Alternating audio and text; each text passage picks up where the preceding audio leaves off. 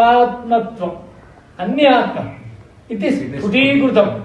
మొత్తం విషయాన్ని దీంట్లో స్ఫుటింగా అర్థమైతే చెప్పారు. ఈయన సర్వాత్మత్వం ఇది స్ఫుటీకృతం. ఇదం యస్మాత్ అముష్మిస్తవం. ఈ స్తవం ఎందు సర్వాత్మత్వాన్ని ప్రకటీకరించాలని ఆయన తెలిసేటట్టు చెప్పారు. యస్మాత్ అముష్మిస్తవం. అటు కాబట్టి దీని ఫలం ఏమిటి? తేన అస్య అట్లా స్ఫుటీగా చేయడం వల్ల అస్య శ్రవణాత్ దీన్ని శ్రవణం చేయాలి.